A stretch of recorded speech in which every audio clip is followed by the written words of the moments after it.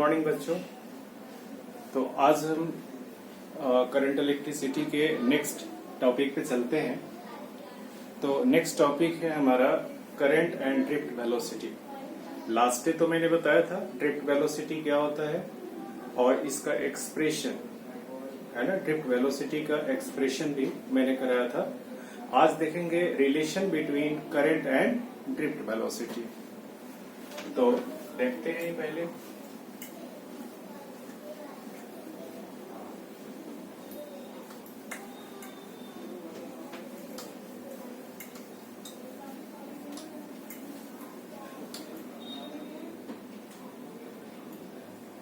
Relation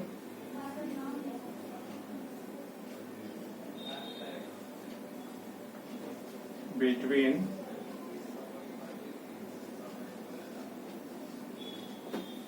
current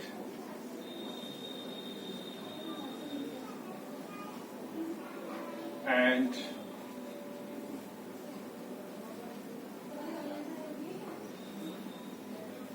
drift velocity।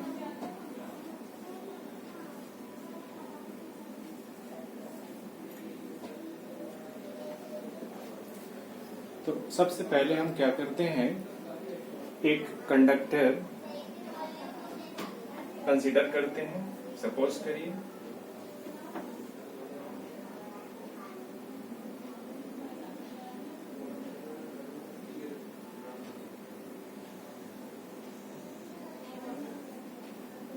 ये हमारा conductor है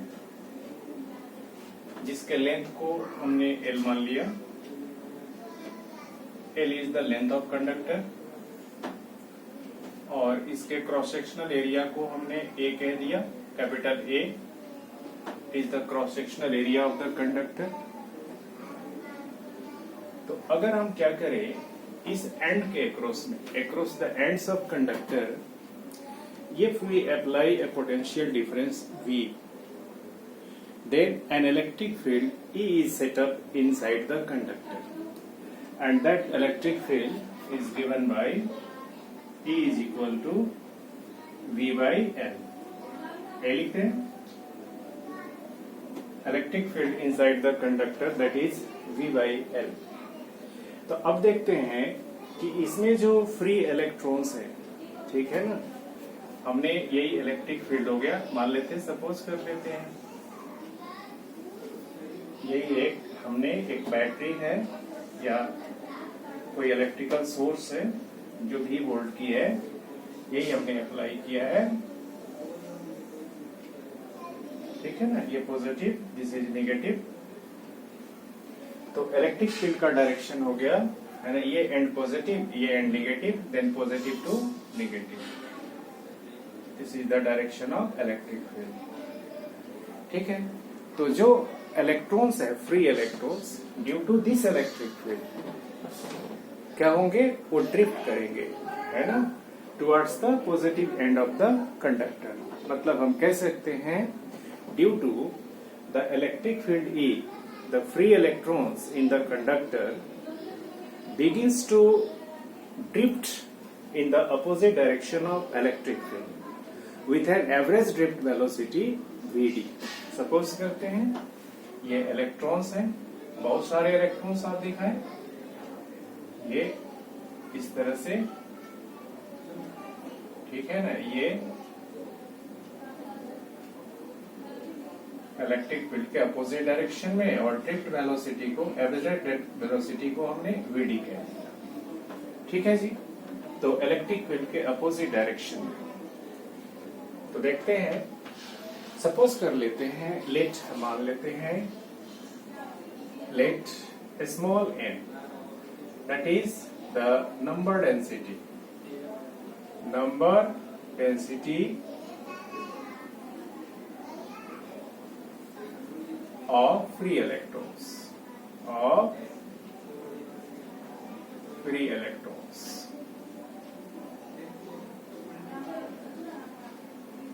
तो ये नंबर डेंसिटी क्या होता है, number of electrons per unit volume, ठीक है। तो हमारा कंडक्टर है जिसका क्रॉस सेक्शनल एरिया कितना है, A है, लेंथ L है, इसकी वॉल्यूम कितना क्या हो जाएगी, A इंटू L। अब देखते हैं वॉल्यूम ऑफ कंडक्टर।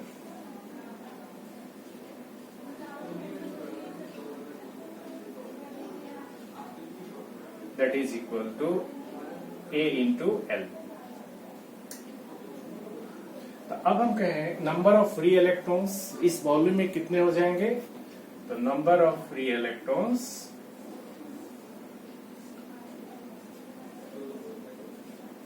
तो यूनिट वॉल्यूम में नंबर ऑफ इलेक्ट्रॉन्स कितने हैं? Small n। तो अब A इंटू L वॉल्यूम में नंबर ऑफ इलेक्ट्रॉन्स हो जाएंगे NaL, है ना। अगर सपोज करते हैं एक इलेक्ट्रॉन पे जो चार्ज है स्मॉल e है, charge on an electron that is charge of an electron that is हमने मान लिया e।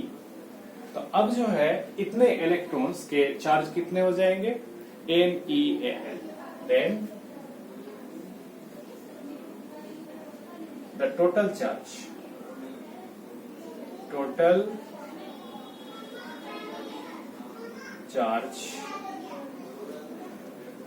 in the volume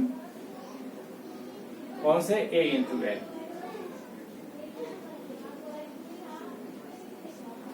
is, उसको हम Q लिखें तो Q इज इक्वल क्या हो जाएगा? NeAl, ठीक है ना। तो ये टोटल चार्ज। तो अब बताइए ये चार्ज जो यानी फ्री इलेक्ट्रॉन्स हैं जो राइट एंड पे एंटर जो करते हैं वो पूरे कंडक्टर्स पास करते हैं, यानी ये ट्रेवल करते हैं लेफ्ट एंड तक ट्रेवल करते हैं, ठीक है ना। तो डिस्टेंस कितना मूव करते हैं? L। तो अब हम निकाल सकते हैं टाइम, है ना। तो time taken by this free electrons to travel a length L। तो लिखेंगे time taken bye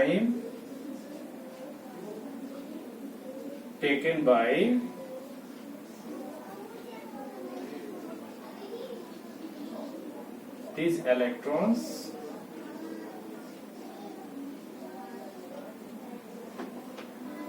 to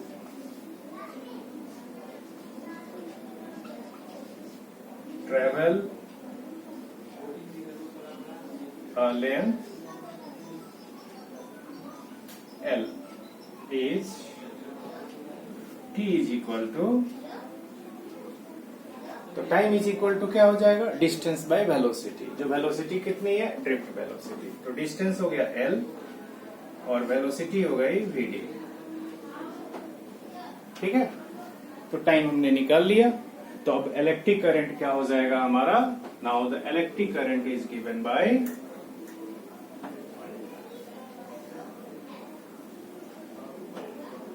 electric current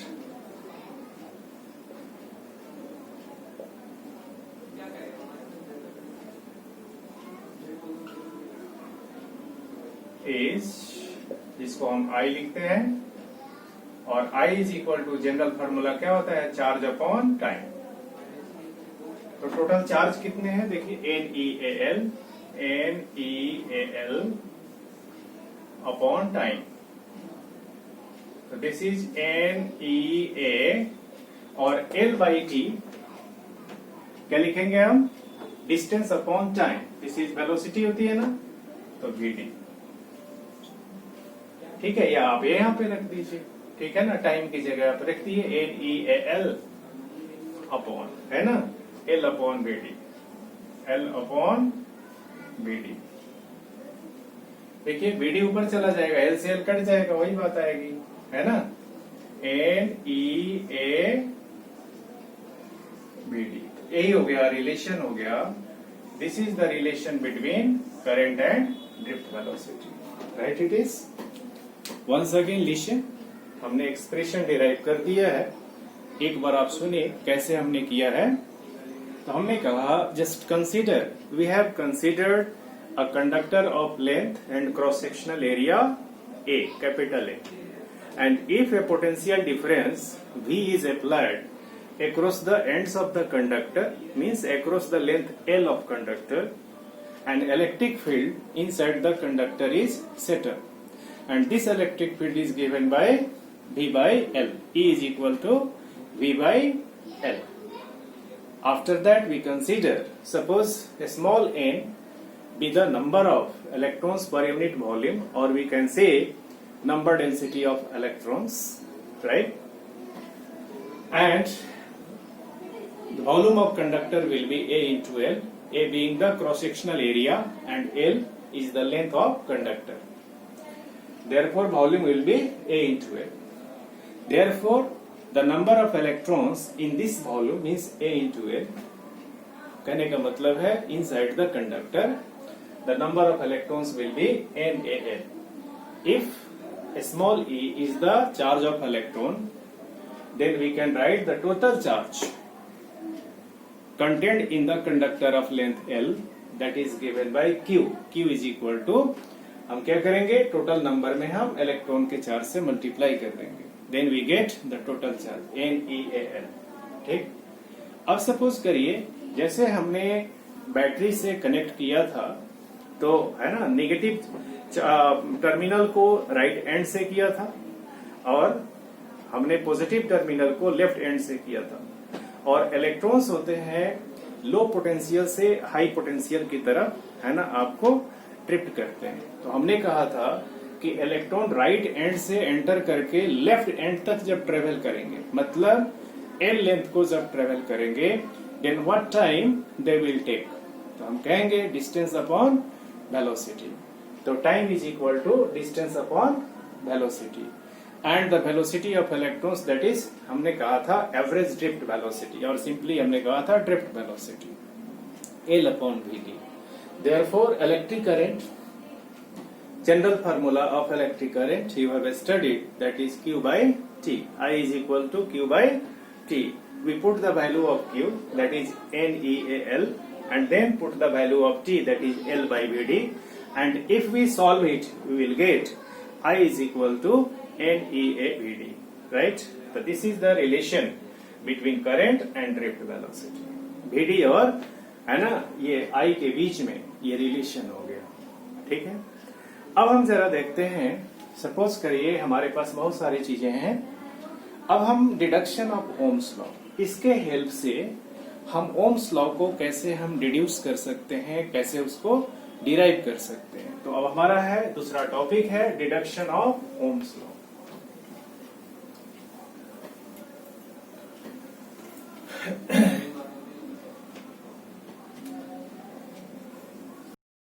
तो बच्चों हमारा नेक्स्ट टॉपिक है इसमें कि deduction of Ohm's law. Ohm's law को हम कैसे डिड्यूस करते हैं. तो आपने तो अभी तो ओम्स लॉ का सिर्फ स्टेटमेंट्स पढ़ा था and factors affecting Ohm's law पढ़ा था, ठीक है ना. अब हम ओम्स लॉ को कैसे डिड्यूस करें उसके लिए देखते हैं. तो जो हमने पढ़ा है drift velocity in terms of relaxation time and electric field, this is equal, drift velocity is equal to E upon m into tau. तो E इलेक्ट्रॉन का चार्ज है, m मास है, E इलेक्ट्रिक फील्ड है और टाउ जो है relaxation time, ठीक है ना. तो अब हम क्या करते हैं, जैसे suppose just we have taken a conductor of length L, cross sectional area A, and if a potential difference of V volt is applied across the ends of the conductor, and electric field is set up in the conductor, and that electric field is given by E is equal to V by L. E is equal to V by L. Then we put the value of E, है ना, in this expression. E की value put करिए यहाँ पे, ठीक है ना. E की जगह V by L कर दीजिए, तो हमारा हो जाएगा E upon m, E की जगह V by L into tau. तो this is drift velocity in terms of potential difference. And यहां तक अगर हम लिखते हैं तो कहते हैं this is the drift velocity in terms of electric field, ठीक है. Next, and we have just derive current and drift velocity का रिलेशन, जो कि है I is equal to NeAVd. तो हमारे पास अब VD की वैल्यू यहां से पुट करेंगे, तो NEA VD की वैल्यू हमने पुट कर दिया EV टाउ अपॉन ml, ठीक है। अब इसको सॉल्व करते हैं, तो N E यहाँ पे भी है, यहाँ पे भी है, तो NE square A tau V भी है V अपॉन ml, ठीक है। अब यहाँ पे देखिए इसी रिलेशन से हम करते हैं V को I से डिवाइड करते हैं, तो V अपॉन I, तो ml ऊपर चला जाएगा और ये सब नीचे आ जाएंगे, NE स्क्वायर A टाउ लिखा हमने। अब देखते हैं कि अगर फिक्स टेम्परेचर पे, जब कंडक्टर के टेम्परेचर को अगर हम फिक्स रखते हैं तो उस पे क्या पाया जाता है, at the fix temperature m mass of electron constant, L constant already है और N भी कांस्टेंट, E भी कांस्टेंट, और है ना ये सारे टर्म्स आपको कांस्टेंट हो जाएंगे, ठीक है। तो ये सब आपको टर्म्स कांस्टेंट होंगे, इस कांस्टेंट की जगह हम क्या रख देते हैं R, और इसी को क्या लिखेंगे V by I that is equal to constant, और वो कांस्टेंट हमारा क्या है, रेसिस्टेंस उसको हम कहते हैं, यानी V directly proportional to I हो गया ना, जहां पे रेसिस्टेंस की वैल्यू हमारे ये है, दिस इज रेसिस्टेंस, क्लियर। तो रेसिस्टेंस आपने पढ़ा था फैक्टर्स अफेक्टिंग रेसिस्टेंस, तो देखिए तो resistance directly proportional to length of conductor, inversely proportional to cross sectional area and inversely proportional to relaxation time. ये रिलैक्सेशन टाइम टेम्परेचर से कैसे रिलेटेड है जरा देखिए आप, कि अगर मान लेते हैं किसी कंडक्टर के टेम्परेचर को अगर हम बढ़ाते हैं तो जो उसमें फ्री इलेक्ट्रॉन्स हैं, जो उनका है ना on the application of electric field क्या होता है, वो इलेक्ट्रॉन्स ड्रिफ्ट करते हैं in the opposite direction of electric field. तो जैसे ड्रिफ्ट करते हैं तो अदर फ्री इलेक्ट्रॉन से या मेटल के आयन से वो क्या होता है, कोलाइड करते हैं, ठीक है। तो वो जो कोलिजन का रेट है एक दूसरे से कोलाइड करने का, है ना, टेम्परेचर बढ़ाने से क्या हो जाएगा, है ना, बढ़ जाएगा। मतलब free electrons will collide with other electrons and metal ions more frequently, ठीक है, बहुत है ना जल्दी जल्दी टकराएंगे। मतलब जो पहले टाइम लग रहा था ना दो कोलिजन के बीच में, वो क्या हो जाएगा, अब रिड्यूस कर जाएगा। तो जब हमारा टाइम यानी रिलैक्सेशन टाइम जब रिड्यूस हो जाएगा तो रेसिस्टेंस क्या हो जाएगा, आपको बढ़ जाएगा। मतलब ये कब हुआ है, रिलैक्सेशन टाइम कब आपको डिक्रीज हुआ है, जब टेम्परेचर को हमने इंक्रीज किया है। तो as we increase the temperature in case of metallic conductors its resistance increases. आप समझ गए रीजन, क्यों टेम्परेचर बढ़ाने से रेसिस्टेंस आपको बढ़ता है मेटालिक कंडक्टर के केस में, यही रीजन है। इसी तरह अगर हम सेमीकंडक्टर की बात करें तो ये जो सारे फैक्टर्स है ना, ये ज्यादा इफेक्ट नहीं करते, उसमें जो है ना एन फैक्टर है, एन जो है नंबर डेंसिटी ऑफ चार्जेस, वो क्या होता है ना टेम्परेचर बढ़ाने से वो बढ़ जाता है, ठीक है ना। यानी एन जो है ना सब पे भारी पड़ता है, ठीक है, सब पे डोमिनेट कर जाता है, ठीक है। तो अब जरा देखिए, तो एन बढ़ गया तो रेसिस्टेंस क्या हो गई, घट गई। यानी हम कहते हैं as we increase the temperature, है ना, नंबर डेंसिटी ऑफ इलेक्ट्रॉन या चार्ज कैरियर्स क्या होता है, वो है ना इंक्रीज कर जाते हैं, इसीलिए रेसिस्टेंस आपको डिक्रीज कर जाता है। तो स्टूडेंट्स नाउ है ना, is it clear why resistance of metallic conductor increases with temperature and decreases, है ना, with increase in temperature in case of semiconductors. Okay boys, if any problem is there then you can ask me just now, ठीक है। अगर ये नहीं हुआ तो आप व्हाट्सएप पे भी मेरे से कांटेक्ट कर सकते हैं। And this is all about the Ohm's and deduction of Ohm's law, relation between current and velocity. Okay बच्चों, तो नेक्स्ट डे हम नेक्स्ट टॉपिक करेंगे। Up till now, okay, bye bye.